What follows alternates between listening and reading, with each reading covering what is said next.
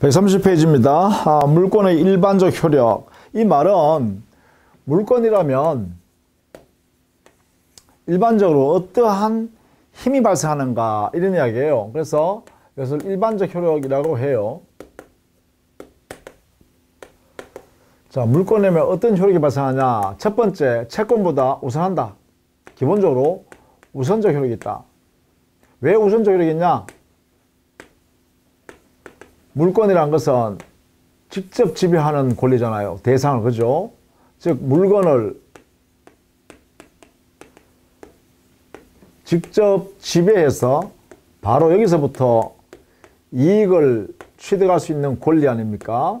그러니까 누구한테 도움을 받지 않는다는 면에서 강력한 힘이 작용한다는 것이에요. 그래서 우선한다는 거예요. 즉 어떤 물건에 대해서 채권자가 있고 물권자가 있으면 물권이 우선한다 이런 이야기입니다. 이걸 우선적 효력이라고 합니다. 다만 먼저 우선적 효력이 없는 물건이 있어요. 그게 뭐냐면 점유권과 유치권에는요 우선적 효력이 없습니다. 이렇게 정리해 둡니다.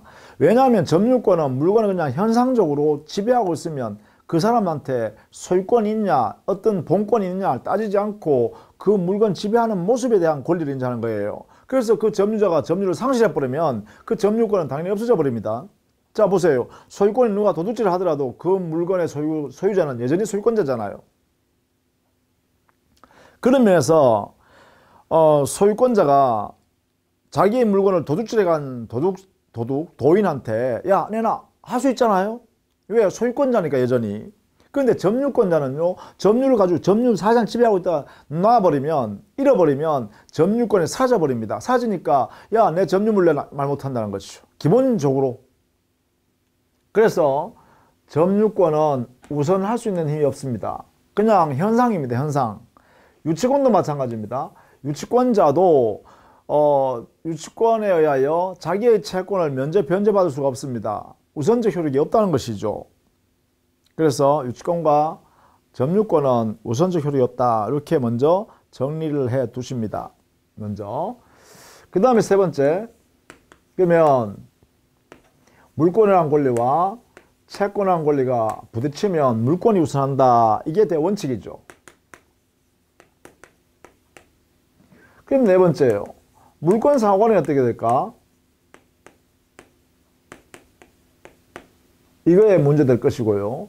그 다음에 다섯 번째요. 채권 상호간이 어떻게 될까? 이것도 한번 보죠. 이게 사실은 물권의 우선적 효력과 좀 다릅니다만 참고 삼아 채권과 채권이 만약에 충돌이 되면 어떻게 될까? 이것도 한번 참고해서 봅시다. 이렇게. 자, 먼저 물권 상호간에는요 원칙이 있습니다. 그 원칙이 첫 번째는 먼저 성립한 물권이 우선한다는 게 원칙입니다. 성립 우선 원칙. 다만요 여기에 특징이 뭐냐면 소유권이라는 물권하고 제한 물권이라는 물권이 충돌하면 이때는 제한 물권 이것이 우선합니다. 왜냐하면 당연히요 이 성격상 제한 물권은 제한이라는 게 뭐예요? 소유권을 제한하는 거죠. 이게 제한 물권의 제한이라는 것은 소유권을 제한하는 것이란 말이죠. 그러니까 당연히 소유권을 제한하는 작용을 하게 된 게 제한 물권이 우선할 수밖에 없죠. 그 외에는요 먼저 성립한 물권이 우선한다. 이렇게 해석합니다. 그러면 채권 상호간이 어떻게 되는가? 채권 상호간에는 그래 여기는 상식을 알아두십시다. 채권은 먼저 성립했느냐 나중에 성립했느냐는 중요하지 않아요. 왜냐하면 채권 상호간에는 평등하기 때문에 그래요. 그러면 여기는 우선적 효력이라는 게 없다는 것이죠. 그래서 여기는 오히려 채무자가 나중에 성립한 채권자한테 먼저 변제해버리면 그 변제가 유효합니다. 그러니까 채권 성립의 선후관계는 문제가 안 된다 이 말이에요. 따라서 누구든지 채무자가 정상적으로 변제를 해버리면 그 변제는 유효가 돼버립니다. 따라서 채권자는요 자기 권리 실현이 이루어졌다는 것이죠. 그래서 여기는 먼저 이행한 것이 유효하다라는 의미에서 선행주의가 적용된다. 이렇게 표현합니다. 평등의 원칙에 입각해서 선행주의, 채무자가 먼저 이행하면 그 이행한 것이 그대로 유효다. 이런 이야기입니다. 자, 이런 것이 이제 우선적 효력의 기본적 내용이다. 이렇게 보시고, 이런 원칙에 대한 예외를 만들려고 그러면 반드시 특칙이 있어야 됩니다. 예컨대 물권이 채권보다 우선한다라고 이게 원칙이었는데, 채권이 만약에 물권에 대항할 수 있다든가, 또는 채권이 물권보다 우선한다라고 하려 그러면 예외 규정을 둬야 합니다. 예컨대 근로기준법에 보면 근로자의 임금 채권은 저당권자인 물권자보다 우선하게 해요. 3개월간 임금이라든지 퇴직금 채권도 마찬가지고 말이죠. 이렇게요. 그 특징이 있단 말이죠. 또 국세기본법에 보면 당해세의 경우에는 저당권자의 물권자보다 힘이 셉니다. 당해세, 증여세나 상속세 같은 거요.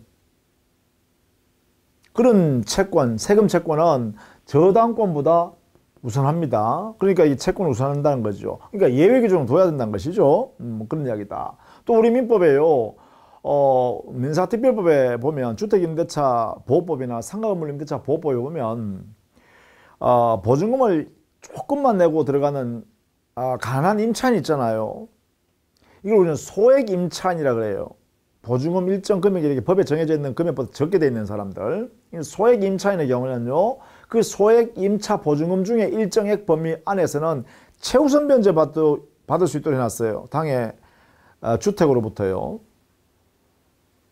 그것도 뭐예요? 특별법에서 그냥 단순히 보증금 반환 채권인데 그 보증금 중 일정액에 한해서는 최우선 변제예요. 그러니까 저당권이든 국세든 어느 것보다도 제일 먼저예요. 이게 법에 예외 규정이 있다는 거죠. 그래서 예외 규정이 있을 때 이걸 바꿀 수 있다. 이렇게 해석하시면 되겠죠. 자, 그 다음에 두 번째요.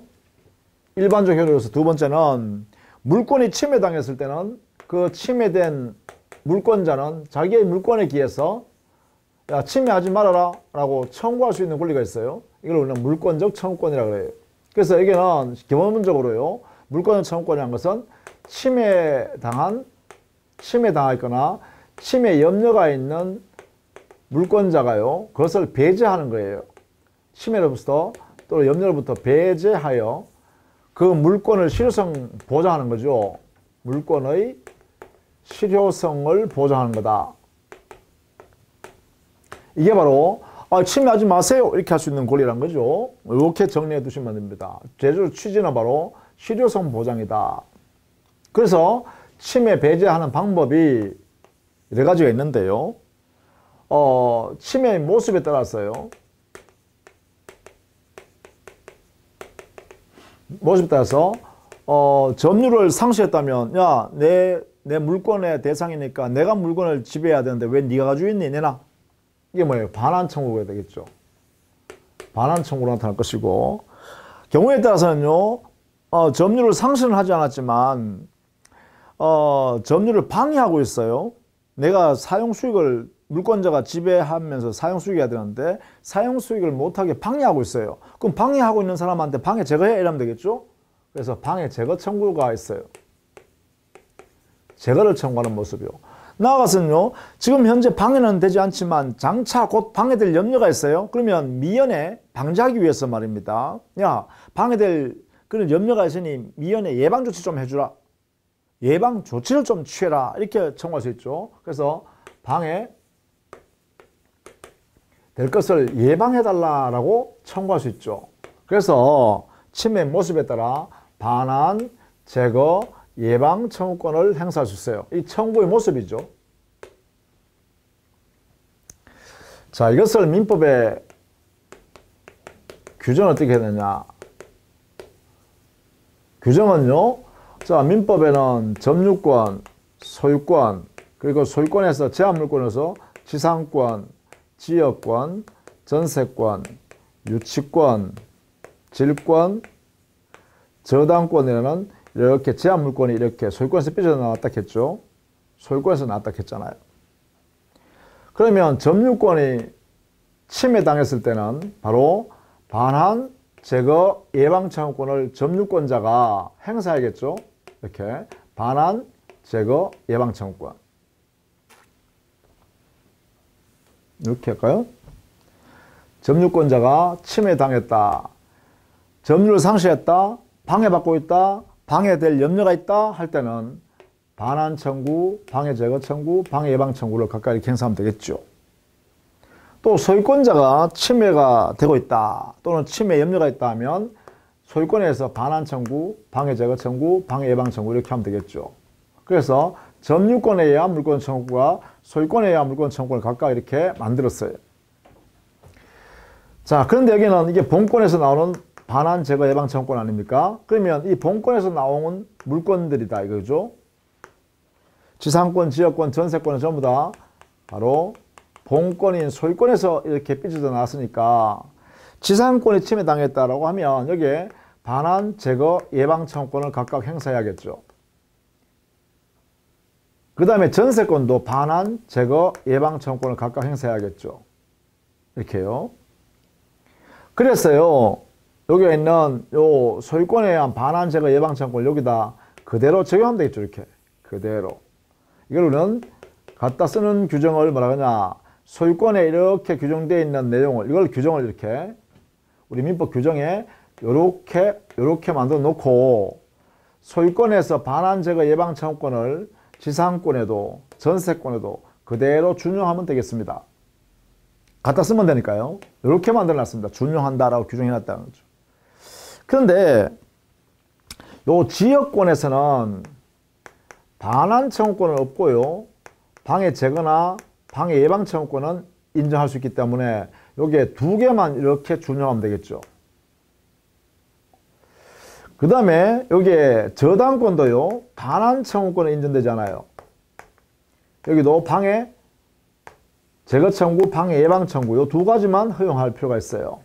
그 취지는 지역권이나 저당권의 경우는 지역권자가 그 지역권의 대상인 토지를 독점하여 사용할 수 있는 권리가 아닙니다. 독점할 권리가 없으니까 반환 청구권이 인정되지 않는 거죠. 저당권의 경우에도 저당권자가 저당 목적물인 부동산을 점유할 수가 없습니다. 따라서 반환, 야 내가 점유해야 되는데 왜 네가 점유하니 내놔, 이 말 할 수 없죠. 그래서 여기는 반환 청구권이 지역권과 저당권에서는 반환 청구권이 각각 없고, 침해당하거나 방해당하거나 방해 염려가 있으면 방해 제거, 방해 예방 청구권만 이렇게 행사하면 되기 때문에 이 규정을 그대로 준용해다 쓰면 되겠죠. 이렇게 하고 있습니다. 자, 그런데 제가 지금 설명하면서 이 두 가지는 안 했죠. 이게 유치권과 질권에 대해서는 여기는 두 가지 다가요, 준용하는 규정을 두고 있지 않습니다. 규정이 없다. 자, 지상권 세 가지 준용하는 규정을 뒀죠. 여기에 전세권 그대로 준용하는 세 가지 규정을 다 줬습니다. 다 준용한다 해놨어요. 또 지역권과 저당권은 제거 청구와 방해 예방 청구권을 각각 준용한다 이렇게 해놨어요. 그런데 여기에는 유치권과 질권에는 준용한다는 규정이 없습니다. 여기에 저당권과 질권에서는요. 그래서 여기는 해석이 필요합니다. 해석. 규정이 없기 때문에 해석을 하여 인정할 것인가 여부를 따져야겠는데, 여기에 질권에 있어서는 해석하는 방법이요, 질권에 의한 침해당할 염려가 있을 수 있기 때문에 질권에 의한 반환 청구, 방해 제거 청구, 방해 예방 청구를 모두 각각 인정합니다. 그래서 유추적용합니다. 인정한다. 유추 적용을 인정한다. 여기에 있는 소유권에서 나오는 이 내용을 유추 적용할 수 있다 이렇게 합니다. 질권에 의한 질물 반환 청구, 방해 제거 청구, 방해 예방 청구. 그 다음에 유치권에 관해서는요, 여기에 해석에 의했어요. 여기는 유치권은 유치권자가 당의 유치물을 점유를 계속해야 되거든요. 근데 점유를 상실해버리면 유치권 자체가 사라져버립니다. 소멸해버립니다. 요건이기 때문에. 유치권 선임 요건이기 때문에 점유가. 유치권자는 유치물을 계속 점유해야 유치권 선임하고 있어요. 나중에 우리가 유치권을 공부할 겁니다. 그러면 유치권자가 점유를 상실해버리면 유치권이 없어져 버려요. 유치권이 없어져 버리면 유치권에 의한 반환 청구, 제거 청구, 예반 청구를 할 수 없죠. 그래서 여기는 점유권에 있는 반환, 제거, 예방 청구권을 여기에 규정이 있으니까 요 점유권에 따라서 점유권에 의한 반환, 제거, 예방 청구권을 여기다가 유추정하자 이렇게 하고 있어요. 요거 조심해야겠네요. 점유권에 의한 물권적 청구권을 여기다 적용한다. 자, 이걸 꼭 알아두셔야 됩니다. 유치권이 방해받았을 때, 침해당했을 때는 점유권에 의한 물권적 청구권을 행사한다. 이것을 강조해 둡니다. 이렇게요. 자, 민법 규정까지 정리했습니다. 그러면 이 물권적 청구권의 성질은 어떤 것인가? 132페이지 한번 보실래요? 자, 먼저 이 물권적 청구권의 성질은 기본적으로 물권적 성격을 가질 뿐만 아니라 채권적 성격도 같습니다. 청구권이라는 면에서는 채권적 성질을, 그리고 물권에서 나왔다는 면에서는 물권적 성질을 갖습니다. 자, 그 중에서도요, 가장 중요한 것이 바로 동그라미 1번 니은 동그라미입니다.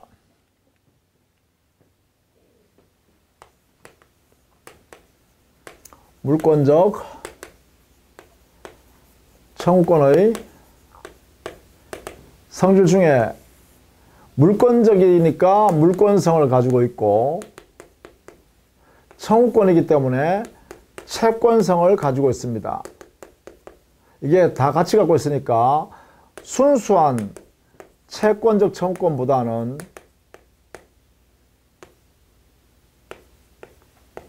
힘이 세다, 우선한다, 그죠? 이게 힘이 셉니다, 이게.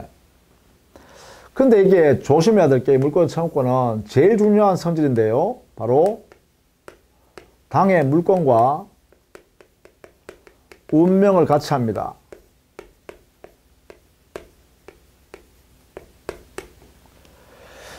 자, 이 물권적 청구권이란 것은 어디서 나왔냐 하면 이 물권에서 나왔어요. 왜냐하면 이 물권이 실현되기 위해서 보호하는 제도입니다. 그래서 물권과 같이 운명을 같이 해야 돼. 그래서 만약에 분리할 수 없다라는 것이죠.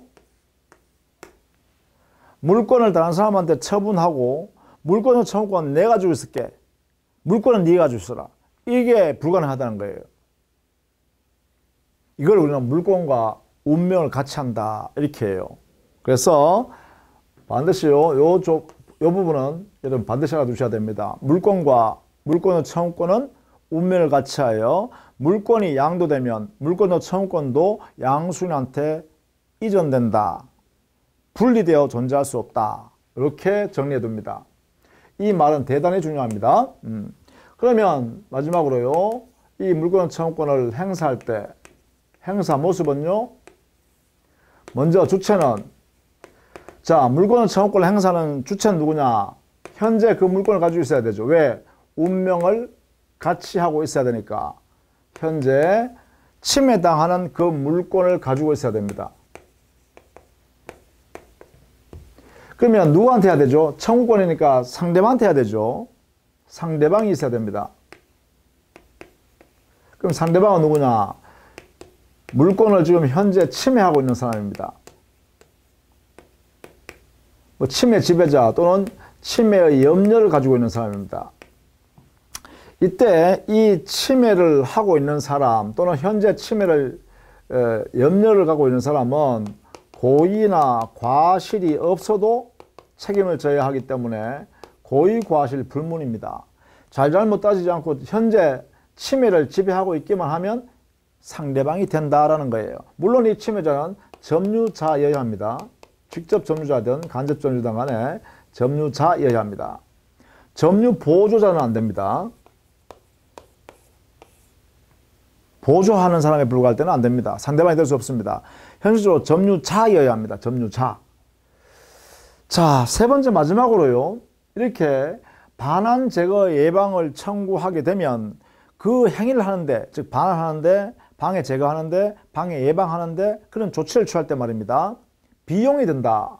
그러면 비용은 누가 부담해야 되냐? 이런 문제 생기죠. 비용 부담자는 여기에 대해서는 학설이 많이 나뉩니다. 근데 우리 판례가 정했습니다. 어떻게? 현재 침해자.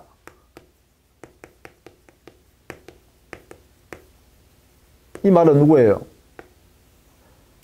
상대방. 주체가 부담하는 것이 아니라 이 상대방이 부담해라 이 말입니다. 상대방이. 즉 고의 과실이 없다 하더라도 상대방이 부담해라. 상대방. 이렇게 하고 있죠. 자, 이렇게 행사합니다. 이렇게. 자, 이러한 물권의 청구권은요.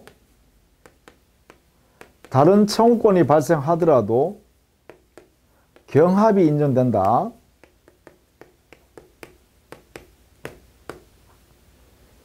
그러니까 임대차 계약이 종료됐을 때 임차인이 당해 임차물을 반환하지 않고 계속 가지고 있으면 임대인은 야, 임대차 계약상에 내가 빌려줬던 물건 돌려줘. 그래서 임대차 계약상의 채권적 청구권인 임대물 반환을 청구할 수 있고, 임대인은 동시에 임대인이 자기 소유물이라면 소유권에 기해서 소유물 반환 청구할 수 있습니다. 왜냐하면 이제는 임대차 계약이 끝났기 때문에 임차인은 그 물건을 점유할 권한이 없습니다. 가지고 있으면 안 됩니다. 그러니까 당연히 소유자는 야, 내 소유물 반환해 이렇게 할 수 있죠. 이게 바로 소유자의 소유권을 상대방 임차인이었던 자가 불법적으로 점유하고 있는 것이니까 소유권을 침해하는 것이죠. 그래서 소유자는 소유권에 기하여 소유물 반환을 청구할 수 있겠죠. 이때 소유권에 의한 소유물 반환 청구권은 물권 청구권입니다. 그런데 임대차에 기해서 임대물 반환 청구권을 행사하는 것은 채권적 청구권입니다. 이 두 개의 권리가 별개이기 때문에 소유자인 임대인은 두 권리 중에 아무거나 선택해서 행사할 수 있다. 이걸 말하거나 이걸로는 두 권리의 경합을 인정한다. 이렇게 해요. 그렇다면 이때는요. 경합을 인정하기 때문에 소유물 반환을 청구하든 임대물 반환을 청구하든 권리를 행사해서 목적을 실현하면 다른 권리는 다 같이 소멸합니다. 그런 것을 우리는 권리의 경합에서 인정한다 그러죠. 자, 이렇게 정리해 두시면 되겠죠. 이게 바로 물권적 청구권이다. 이렇게 보시면 됩니다. 그래서 우리 교재는 133페이지까지 이 내용을 정리해 두었습니다. 여러분 꼭 정리해 두시기를 부탁드립니다. 자, 그 다음에 물권 변동 137페이지로 가겠습니다. 자, 물권 변동이란 것은 일단 물권의 발생, 변경, 소멸하는 현상을 말합니다. 이렇게 물권의 발생, 변경, 소멸, 이것을 물권 변동이라는데, 이러한 물권 변동이 발생하는 원인이 있습니다. 이 원인을 크게 나누면 두 개의 사유 중에 하나입니다. 하나는 사람의 행위로부터 발생하는 법률 행위에 의한 물권 변동이 있고, 그 외에는 법률 규정에 의한 물권 변동이 있다. 이렇게 되겠죠. 이렇게요. 이 두 개 외에는 없다. 법률 규정을 다른 말로는 사실은요. 법률 행위에 의하지 않는 물권 변동이다.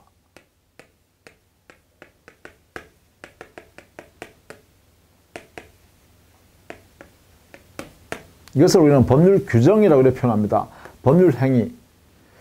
자, 이건 당사자 얼굴을 마주 보면서 의사표시를 통해서 하는 거죠. 야, 소유권 양도할까? 양도 받아갈게. 이렇게 합의하는 거고요. 저당권 설정할까? 저당권 설정해줘. 합의하는 거고요. 지상권 설정해줄까? 지상권 설정해줘. 이렇게 합의하는 거고요. 이렇게 거래행위를 서로 마주보면서 거래행위 할 때 이거는 물권, 법령에 의한 물권 변동이다. 이렇게 표현합니다. 그런데 법령에 의하지 않는 경우요. 상속의 경우에 피상속인이 재산을 가지고 있다가 사망하시면 뭐 피상속이 돌아가신 분과 상속받을 사람이 합의해가지고 상속하자는 게 아니잖아요. 사망하는 순간에 그냥 상속이 이루어지는 거죠, 그냥. 이런 거는 뭐죠? 법령에 의하지 않는 물권 변동이다. 이렇게 되겠죠. 그래서 그런 건 우리가 통틀어서 뭐라 그러냐. 그게 이제 우리는 법률 규정에 의한 또는 법령에 의하지 않는 물권 변동이다. 이렇게 표현한 거죠. 이렇게. 그래서 이 세상에 말입니다. 인간이 물권을 가지고 있다가 이 물권이 움직인다라는 결과는 두 가지 원인 중에 하나입니다. 서로 당사자 의사를 통해서 주고받으면서 자, 물권 넘겨가라. 그래 가져갈게. 이렇게 해서 가져가는 법령에 의한 물권 변동이 있고 그런 사유가 없는 경우 있다. 의사표시 관계 없이 그냥 법률 규정 그런 사유 없이 일어나는 것이죠. 그래서 그런 걸 합쳐서 그냥 법률 규정에 의한 물권 변동이라 합니다. 이렇게. 자, 이럴 때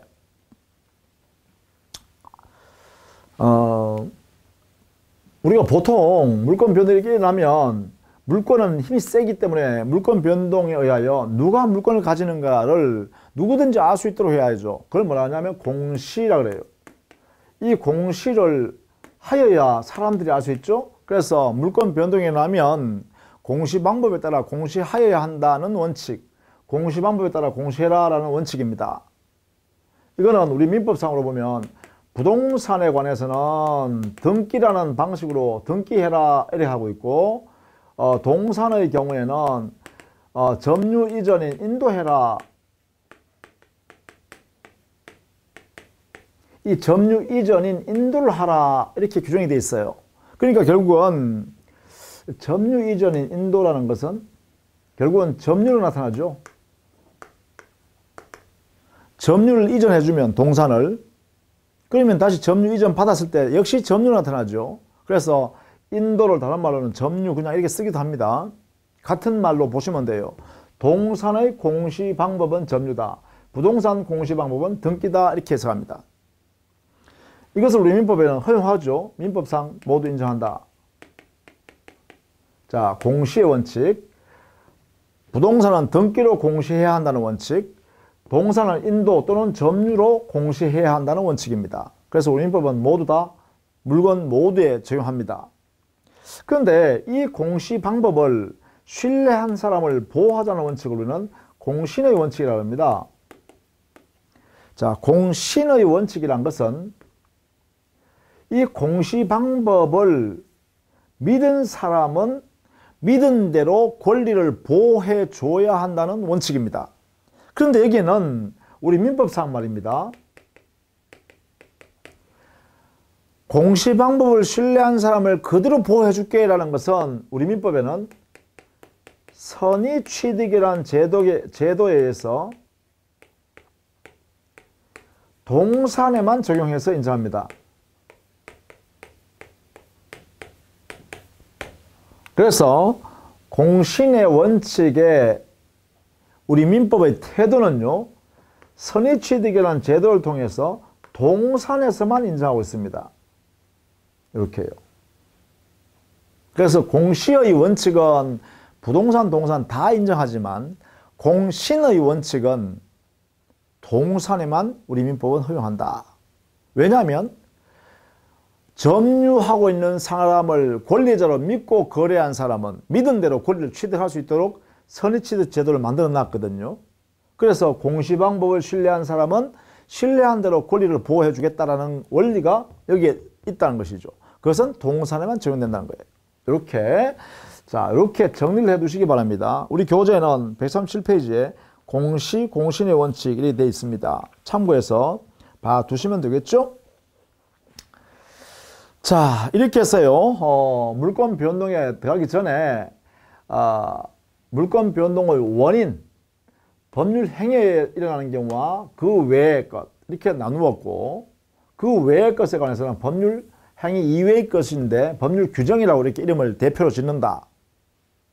그 다음에 이 물권 변동이 일어나면, 물권 변동이 일어났다는 사실을 누구든지 알 수 있도록 해야 되기 때문에 공시 방법을 갖추어야 하는데, 그 공시 방법을 갖추도록 우리 민법은 다 하고 있죠.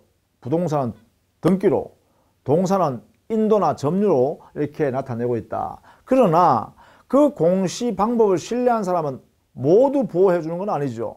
동산에만 선의취득 제도가 적용되기 때문에 그 영역에서만 공신의 원칙이 실현되고 있다. 이렇게 해석해야 됩니다. 자, 이런 내용들을 이해해 두시면 좋겠습니다. 자, 그리고 다음 시간에는 물권행위와 또 물권행위의 독자성, 유인성, 무인성 이런 걸 거쳐서 등기제도까지 정리를 좀 해볼까 합니다. 자, 좀 쉬었다가 계속할게요. 수고했습니다.